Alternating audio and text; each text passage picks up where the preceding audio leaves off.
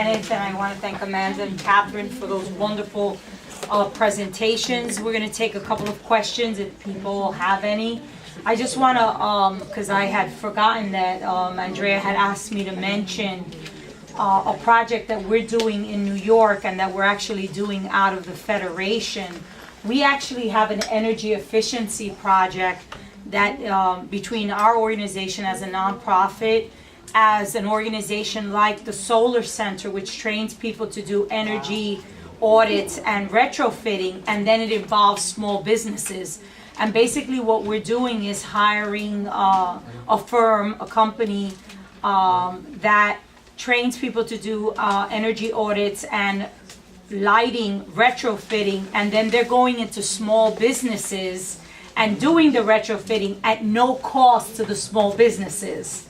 And obviously it's a Latino-focused, a Latino-run project. So all the workers for the most part are Latino. The businesses, not all of them, but half of them are Latinos. They're run by a lot of Dominicans and Puerto Ricans up in the Washington Heights district.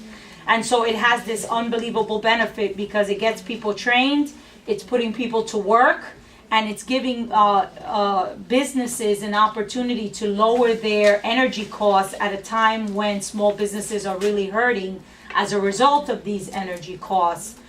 The other thing that we've seen one of our organizations doing it is, and they've started as a for-profit business, is they've actually gone into the recycling business. So they've gone into these areas where are very industrial, they've rented out space, and they just buy aluminum and plastic and glass from people, and they buy it at a lower cost, and then they resell it, and they're making the money off the difference. So I think there are a lot of opportunities, as everyone has said, not only to get trained, it's important to get trained, but also to think about the entrepreneurial opportunities for communities of color, Latinos, African Americans, Native Americans, people in rural areas to actually get into these businesses and into this area. Even if people, you talk about you could have any job, where there's lawyers and investment bankers that are going to make a lot of money off of tracking sustainable businesses. So I want to put my money, or I want to invest in green businesses. You're going to have lawyers that are going to be helping people establish green businesses and access money for green businesses. You're going to have people who are very focused on carpooling. So you can call it the green travel company, because from now on, instead of your car, I'm going to create a shuttle van service that says that we're going to put 10 people and take them to the train station or to their place of business and save on fuel and save the economy by lowering your carbon footprint. So I think there's a lot of opportunities if people think about it, if they go into the resources and they're creative. There is no doubt that the most important thing for our community, and you heard it from the gentleman in the back before, Amanda, we have to be able to bridge the gap in terms of language and culture, and have people actually, as they become more English dominant, but still be able to enter into training programs, because at the end of the day, they're working in a lot of these areas. They're working on the construction sites. They're doing it without the language proficiency. They need to have an ability to pick up the technical skills that allow them to take advantage of this economy. So, preguntas? ¿Hay preguntas? Questions? Comments? My name is Bernd Saltman, and I'm playing Santa Claus right now, so I'm green too. And I'm not a Latino, but I'm a citizen of this earth, and I care. And one thing I want to make some comments about, first thing about everybody, there's no green job. Everybody can make a green job out of it.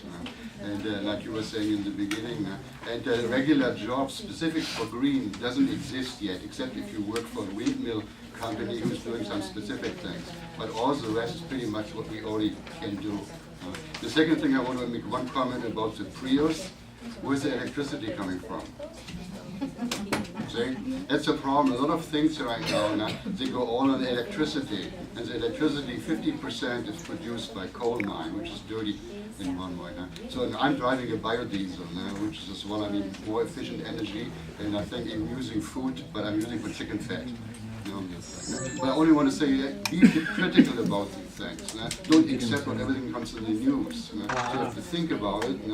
And the second thing is about, I'm from Europe, originally from Germany, and I travel to Europe quite a bit. Spain, for example, is very advanced in wind power. And a lot of European countries as well. So I think we have to change our attitude on this thing. And I think you have to start at home. Because green jobs start at home as well. If you have to recycle, use used water for watering your plants, for example, this kind of thing. So you have to work at home and start, not like other people will do it. Because in the US there's a lot of talk, but no handling. Well, I would agree with you. What I would say to you is, though, you have the whole issue of the green jobs and the green job economy, and you also have the education around sustainable practices. And that we have failed miserably on in this country for the last 25 years. And so there's a lot of catching up to be able to teach people, as you say, extremely practical things that we can do within our homes to practice conservation. And that's really at the end of the day what we're talking about. So if you want to talk about that, I will tell you something. 30% of your electrical bill comes from the fact that you just leave things plugged in. Oh yeah. You just leave 30% de lo que ustedes están pagando en su casa para electricidad viene que porque uno no saca los how do you say? Right, you're not unplugging. So vaya a tu casa, saca el radio, saca el microwave, saca la televisión, saca las lámparas que no están usando, and you're going to save a lot of money. Put a power bar with a switch, turn everything off with one switch. No, but I mean, some people like certain things up, like their computers and all that, because then you lose the signal.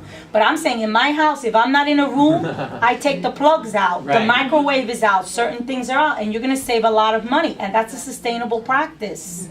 It's a Talk about the green jobs. People think, well, green jobs, there's nothing special on a green job, except if you work for windmill. It's a regular job. And so if you say it's a green job, people get nervous and oops, I'm not green, I can't handle it. So you don't have to do advertising for a green job. You are working for a company who creates some green things. You have to remember that.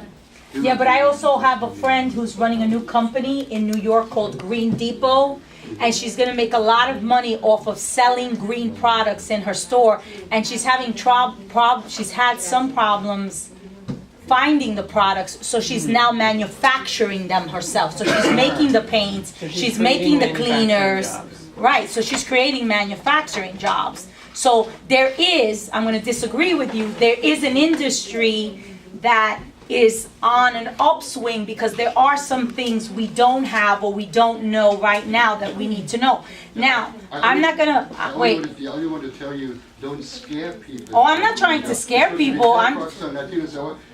You want a green job? You think it's a regular job. You're working for a company or producing something.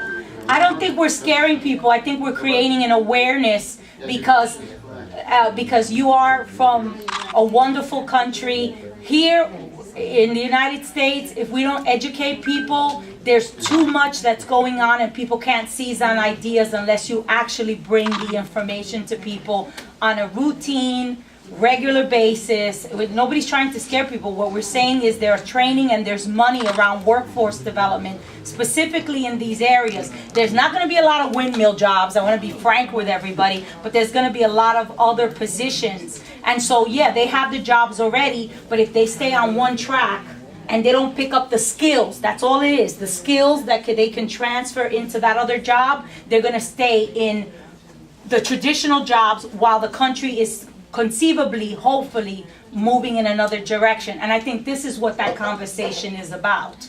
So it's not about scaring anybody. Nobody here is scared. It's about, come on, let's seize on the changes that are important not only to this country, but also to our community, and not let, we don't want to be left behind. And the truth of the matter is that I went to, I'm not going to say which car company it was, but I was in New York and I went to Pocantico 3 months ago. There was a very important family in this country who manufactured cars that was driving an electrical car in 1936.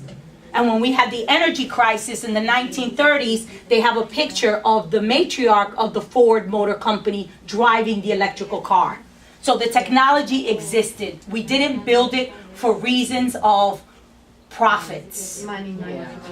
So, nothing is new, Because everything's gasoline old. is a waste product of the chemical industry. Yeah, Lillian. Yeah.